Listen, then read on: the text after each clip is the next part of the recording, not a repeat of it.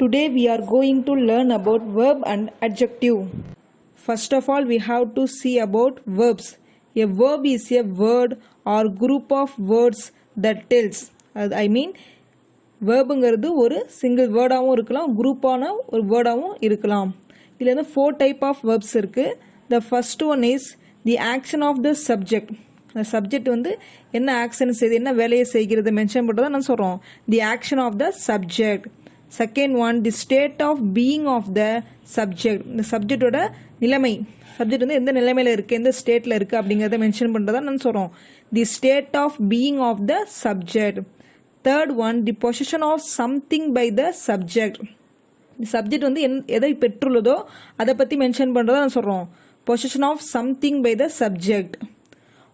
Fourth one what is done to the subject by others. அதாவது மற்றவங்களால் அந்த சப்ஜெக்ட்டுக்கு என்ன வேலை செய்யப்பட்டதோ அதை மென்ஷன் பண்ணுறதா நான் சொல்கிறோம். What is done to the subject by others. Okay, the first one is a verb tells the action of the subject. அந்த 4 டைப்ஸில் இந்த ஃபர்ஸ்ட் ஒன் என்னன்னு சொல்கிறோம். a verb tells the action of the subject.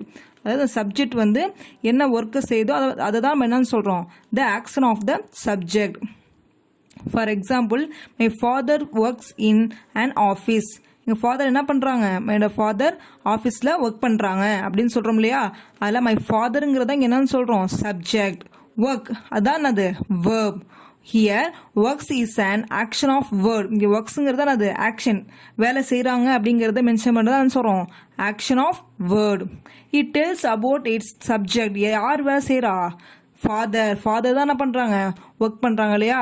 அது வந்து எதை பற்றி சொல்லுது, subject ஆனால் இந்த மை ஃபாதருங்கிறத மென்ஷன் பண்ணுது. ஓகேவா. The second type is a verb tells the state of being or existence or situation of the subject. Already பார்த்தோம் நம்ம. அந்த வேர்போட ஸ்டேட் எந்த நிலைமையில, ஸ்டேட்டஸ் என்ன நிலைமையில இருக்கிறதோ அதை மென்ஷன் பண்ணுறதா நான் சொல்கிறோம்.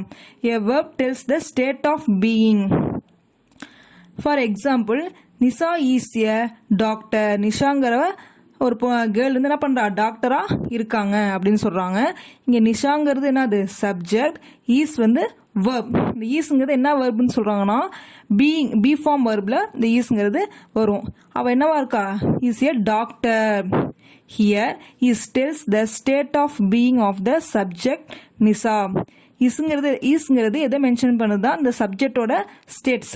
சப்ஜெக்ட் வந்து என்னவா இருக்காங்க அப்படிங்கிறத மென்ஷன் பண்ணுது. அவங்க என்னவா இருக்காங்க, டாக்டரா இருக்காங்க. அந்த சப்ஜெக்ட் வந்து யாரு, நிஷாவை தான் நான் சொல்றாங்க, டாக்டரா நிஷா இருக்காங்க. ஓகேவா. State of being verbs are, இன்னும் என்னென்ன ஸ்டேட் ஆஃப் பீயிங் வேர்ப்ஸ் இருக்கு அப்படின்னா, am, is, are, was, were, will be, shall be. இதெல்லாம் என்னன்னு சொல்லுவோம், state of being verbs. The third type is a verb shows possession of something. I mean, இந்த verb என்ன பண்ணுது, வேர்ப் வந்து எதை பெற்றுள்ளதோ அதை மென்ஷன் பண்ணுறதா நான் சொல்கிறோம். Possession of something. For example, she has a wonderful idea. அவள் வந்து என்ன பண்ணுறா, ஒரு ஒண்டர்ஃபுல்லான ஐடியாவை அவள் பெற்றுள்ளாள் அப்படின்னு சொல்கிறோம். இங்கே ஷீங்கிறது தான் சப்ஜெக்ட், ஹேஸ்ங்கிறது வேர்ப். ஓகேவா. Here has tells the position of idea. ஹேஸ்ங்கிறது பெற்றுள்ளார். என்ன பெற்றுள்ளார், ஒரு அற்புதமான ஒரு ஐடியாவை பெற்றுள்ளார் அப்படிங்கிறாங்கல்ல, அதுதான் பொசிஷன் ஆஃப் ஐடியா. எதை பெற்றுள்ளார்னா ஐடியாவை பெற்றுள்ளார். By its subject. யார் பெற்றுள்ளார், சப்ஜெக்டான அந்த ஷீங்கிற அந்த கேர்ள் வந்து பெற்றுள்ளார், அதுதான் குறிக்குது. ஓகேவா. The fourth one is a verb tells what is done to the subject by others. அதாவது இந்த verb வந்து எதை மென்ஷன் பண்ணுறது அப்படின்னா, இந்த சப்ஜெக்ட்டுக்கு மற்றவங்களால என்ன செய்யப்பட்டதோ அதை மென்ஷன் பண்ணுறத என்னன்னு சொல்கிறோம். a verb tells what is done to the subject by others. For example, he was punished by the court. அதாவது அவன் வந்து என்ன பண்ணியிருக்கான், கோர்ட்டால் பனிஷ்மெண்ட், அவனுக்கு வந்து கோர்ட் மூலமாக அவனுக்கு தண்டனை வழங்கப்பட்டது. கோர்ட் வந்து அவனுக்கு என்ன பண்ணுது, தண்டனையை வழங்கியது அப்படின்னு சொல்கிறாங்க. இங்கே here was punished tells what was done. அதாவது பனிஷ்டுங்கிறது அந்த செய்யப்பட்ட அந்த வேலை, done. Its subject he by the court. அந்த யாருக்கு பனிஷ்மெண்ட் கொடுக்கப்பட்டது, சப்ஜெக்ட்டுங்கிற அந்த ஹீங்கிறவனுக்கு அவனுக்கு பனிஷ்மெண்ட் கொடுக்கப்பட்டது. யாரால கொடுக்கப்பட்டது? The court. இந்த கோர்ட்டால பை த கோர்ட். அதான் அந்த கோர்ட்டால பனிஷ்மெண்ட் வந்து சப்ஜெக்ட்ங்கிற ஹீக்கு கொடுக்கப்பட்டது. அதான் சொல்றோம். அதான் what is done to the subject by others. Okay. Today we have to see about regular and irregular verbs. First of all, regular verbs. Most of the English verbs are regular. Regular verbs follows a common patterns. அது இங்கிலீஷில் most of verbs எப்படி தான் இருக்கும்? ரெகுலராக தான் இருக்கும், common பேட்டர்னில் இருக்கும். Regular verbs refers to all the verbs whose past tense and past participles are formed by adding ed or d to the base form or infinite verb. அதாவது என்ன சொல்கிறாங்க, இந்த ரெகுலர் ஃபார்மில் வர பாஸ்ட் டென்ஸும் பார்ட்டிசிபிள்ஸ் ஃபார்ம் இருக்கு இல்லையா, அது எப்படி தான் இருக்கும், அதோட ஈடியும் டிங்கிற அந்த 2 லெட்டர் ஆட் பண்ணி தான் வந்திருக்கும். இது வந்து பேஸ் ஃபார்மும் சொல்லலாம் ஆர் இன்ஃபைனைட் ஃபார்ம் அப்படின்னு சொல்லுவாங்க. ஃபார் எக்ஸாம்பிள், இன்ஃபைனைட் ஃபார்மில் இருக்கிற ஒரு வேர்பை பற்றி பார்ப்போம். அதுவும் பாஸ்ட் ஃபார்ம், அதோட பாஸ்ட் பார்ட்டிசிபிள் ஃபார்ம், இந்த 3 டைப் பற்றி இப்போ பார்க்கலாம். ஃபஸ்ட்டு இன்ஃபைனைட் ஃபார்மில் ப்ளேங்கிற அந்த வேர்ப் வந்து பாஸ்ட் ஃபார்மில் என்னவாக இருக்குது? பிளேடு. அதாவது ஈடி மட்டும் ஆட் ஆகுது. அதோட பாஸ்ட் பார்ட்டிசிபிள் ஃபார்ம் என்ன ஆகுது? அதுவும் பிளேடு, அதோட ஈடி தான் ஆட் ஆகும். டான்ஸ், இன்ஃபினைட் ஃபார்மில் டான்ஸுங்கிறது பாஸ்ட் ஃபார்மில் டான்ஸ்டு, அதோடும் ஈடி தான் ஆட் ஆகுது. பாஸ்ட் பார்ட்டிசிபிள் ஃபார்மும் டான்ஸ், ரெண்டுமே ஈடி மட்டும் தான் ஆட் ஆகும். அதேமாதிரி இன்ஃபைனைட் ஃபார்மில் என்ஜாய் அப்படிங்கிற அந்த வேர்ப் வந்து பாஸ்ட் ஃபார்மில் என்ஜாய்டு, பாஸ்ட் பார்ட்டிசிபிள் ஃபார்ம்லையும் enjoyed. Okay. We note that past and past participle form are always the same. அது பாஸ்ட் ஃபார்மும் பாஸ்ட் பார்ட்டிசிபிள் ஃபார்மும் எப்படி இருக்கும்? சேமாக தான் இருக்கும். அது ஈடி மட்டும் தான் அதோட ஆட் ஆகும். இன்ஃபினைட் ஃபார்ம்லேருந்து பாஸ்ட் ஃபார்மும் பாஸ்ட் பார்ட்டிசிபிள் ஃபார்மும் என்ன மட்டும் தான் ஆட் ஆகும்? ஈடி மட்டும் தான் நம்மளுக்கு ஆட் ஆகும். Dictionary will not provide past tense and past participle form of regular verb because everyone can form them by adding ed or d to the infinite form. அதாவது டிக்ஷனரியில் என்ன இருக்காது, நம்மளுக்கு வந்து பாஸ்ட் டென்ஸும் அதோட பாஸ்ட் பார்ட்டிசிபிள் ஃபார்மும் என்ன ஆகாது? Regular வெர்பில் இருக்காது. ஏன்னா அது எதை மட்டும் தான் ஆட் ஆகும்? ஈடியும் டி மட்டும் தான் ஆட் ஆகி வந்திருக்கும். ஸோ அந்த இன்ஃபினைட் ஃபார்ம் வந்து டிக்ஷனரியில் வந்து நம்மளுக்கு இருக்காது அப்படின்னு சொல்கிறாங்க. Okay. The next topic is irregular verbs. There are nearly 200 irregular verbs in English. அதாவது இங்கிலீஷ் லாங்குவேஜில் வந்து 200 irregular verb இருக்குது அப்படின்னு சொல்கிறோம். Their past tense and past participle form are quite different. அது past tenseம் அல்லது past participle form இருக்கு இல்லையா, அது வந்து என்ன இருக்கும்? ஒரு ரிலேட்டட் டிஃப்ரெண்ட் தான் இருக்கும் அப்படின்னு சொல்கிறோம். The standard dictionaries will give all the irregular verbs and their past tense and past participle form. அது ஸ்டாண்டர்ட் டிக்ஷனரியில் நமக்கு என்ன இருக்கும்?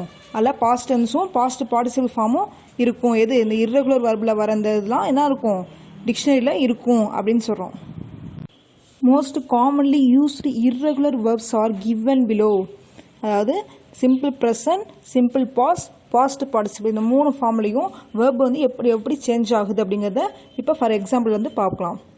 Arise, rose, risen. Next one awake, awoke, awoken. Be வந்து பாஸ்ட் டென்ஸ் வந்து வாஸ் ஆர் வேர். இது ரெண்டு எப்படி எதுனா சேஞ்ச் ஆகலாம்.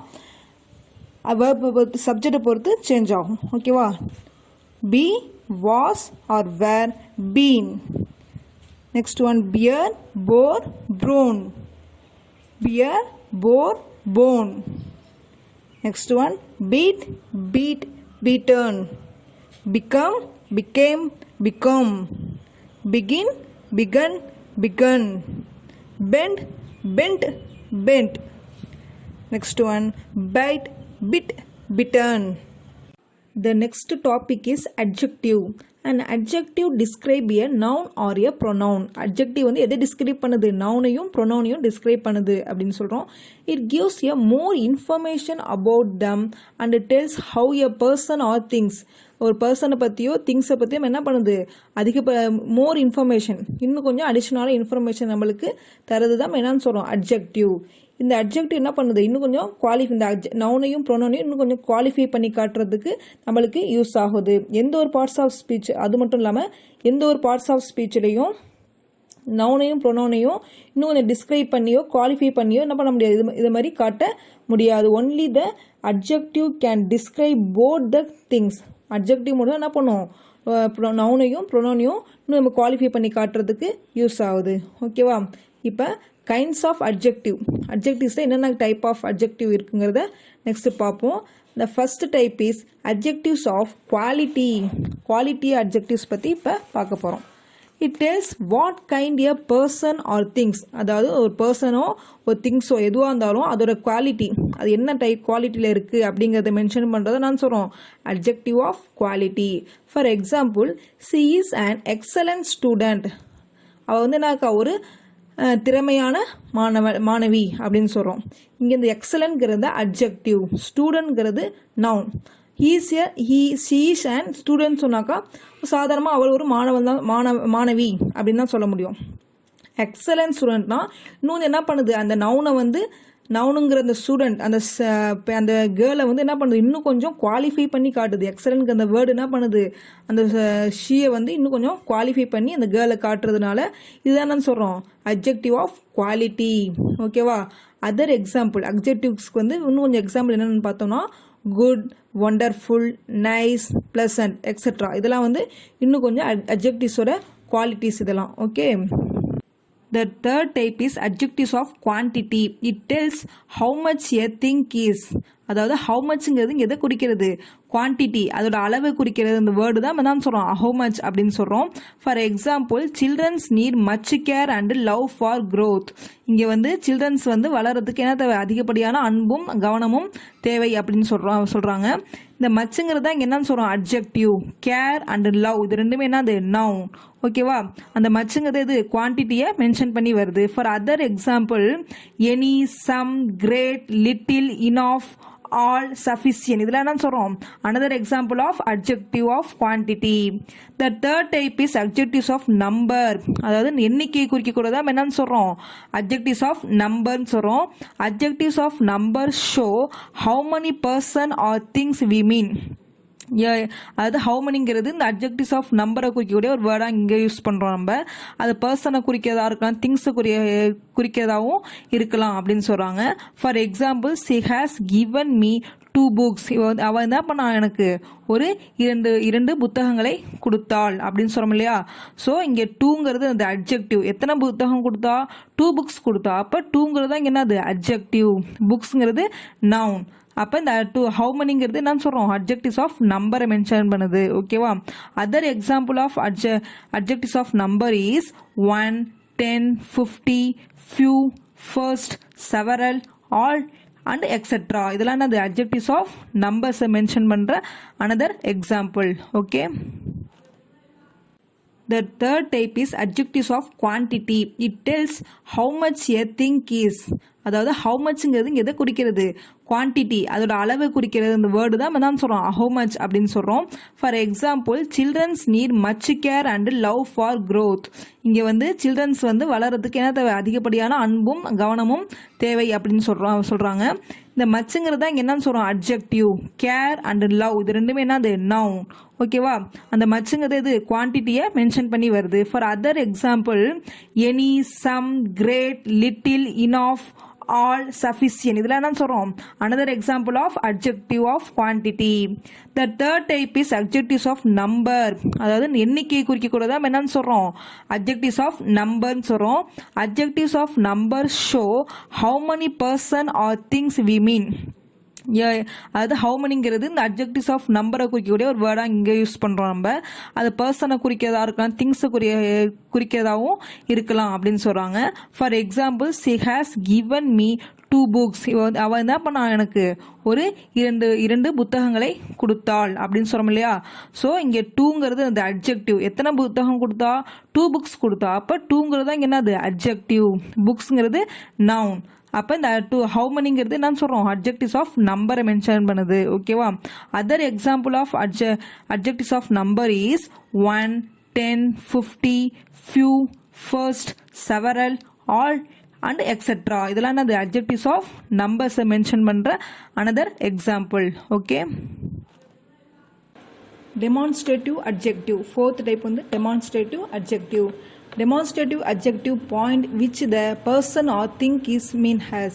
I mean என்ன சொல்கிறோம் அப்படின்னா demonstrative adjectiveங்கிறது எந்த point of person or things அவங்க வந்து மென்ஷன் பண்ணுறத நான் சொல்கிறோம் demonstrative adjective. For example I like that picture. அங்கே தட்ங்கிறது தான் இங்கே என்னது அட்ஜெக்டிவ். அது எந்த பிக்சரை பாயிண்ட் பண்ணுது?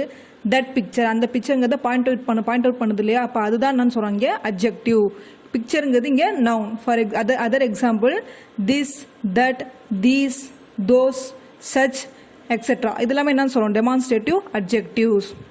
The fifth type is interrogative adjective. Interrogative adjectives are used to ask questions. நம்ம கொஷின் கேட்குற மாதிரி உள்ள வேர்ட்ஸ் சென்டென்ஸ்க்குலாம் என்ன பண்ணுறோம்? interrogative adjectives வந்து யூஸ் பண்ணுறோம். For example which book you want. உனக்கு எந்த புக்கு வேண்டும் அப்படின்னு கேட்குற நம்மளுக்கு தேவை அப்படின்னு சொல்கிறோம் இல்லையா? அப்போ இதெல்லாம் அந்த மாதிரி கொஷின் உள்ள வேர்ட்ஸ் தான் என்னன்னு சொல்கிறோம்? interrogative adjective. இங்கே விச்ங்கிறது தான் அட்ஜெக்டிவ், புக் வந்து noun. Second example which house is that. இதில் எந்த வீடு அப்படின்னு சொல்கிறோம் இல்லையா? அப்போ விச்ங்கிறது இங்கே அட்ஜெக்டிவ், ஹவுஸ்ங்கிறது நவுன். இப்போ இதுதான் அது இன்ட்ராகேட்டிவ் அட்ஜெக்டிவ். தேங்க்யூ.